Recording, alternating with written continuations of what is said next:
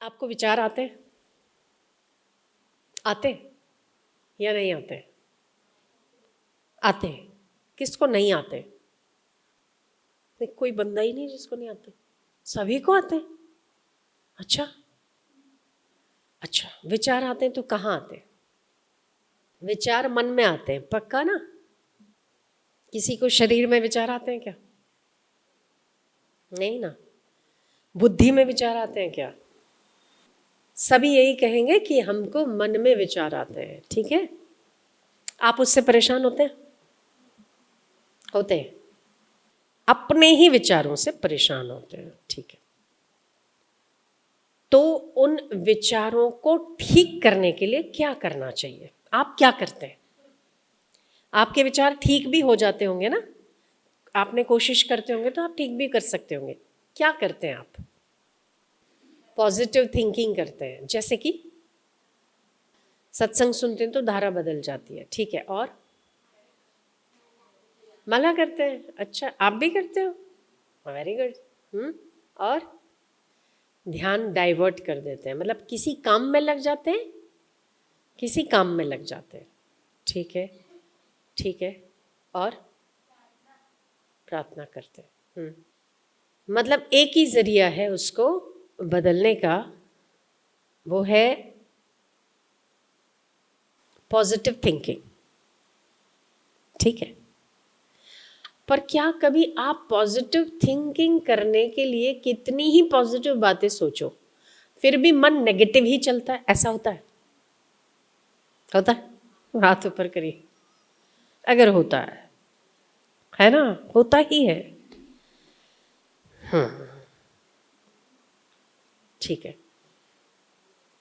क्योंकि अब का जो माहौल है ना, अभी का, इस वक्त का, पहले तो फिर भी लोगों के पास इच्छाएं कम थी, संतोष ज़्यादा था, कामनाएं कम थी, मोबाइल नहीं थे, बहिर्मुखताएं कम थी, अंतर्मुखता ज़्यादा थी, तो इंसान का मन तुरंत ही अंतर्मुख हो सकता था।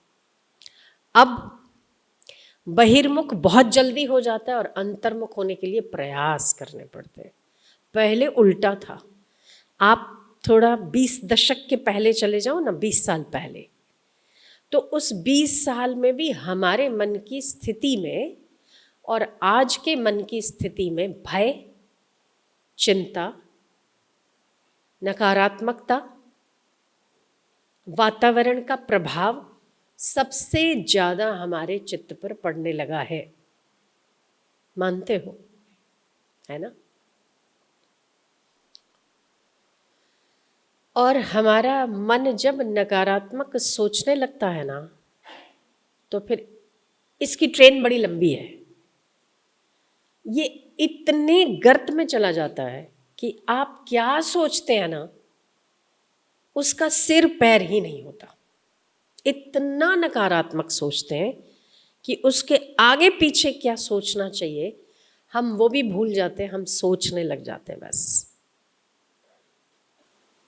हम बहुत सारे उपाय सत्संग में सुनते हैं। श्वासोश्वास को धीरे कर देना चाहिए और शांत चित्त से अपने विचारों को देखना चाहिए। हम जीवा को तालू में लगाना चाहिए, न ऊपर न नीचे, मध्य में स्थित करना चाहिए। श्वासोश्वास को गिनती करना चाहिए। गुस्सा आए तो ओम शांति का जप करना चाहिए। कितना सब कुछ सुनते हैं, उस वक्त क्यों याद नहीं आता? ये भी एक सबसे बड़ा सवाल है। उस वक्त क्यों याद नहीं आता? हम सत्संग सुनते हैं, हम पॉजिटिव थिंकिंग करने की कोशिश करते हैं, पर फिर भी एक मन ने जिस बात को पकड़ लिया उसको छोड़ने को तैयार नहीं होता है ना? ठीक है ना? अगर मन क्रोधी है, अगर मन भयातुर है, अगर मन चिंतातुर है, उस समय में किया गया निर्णय भयानक परिणाम को देने वाला होता है।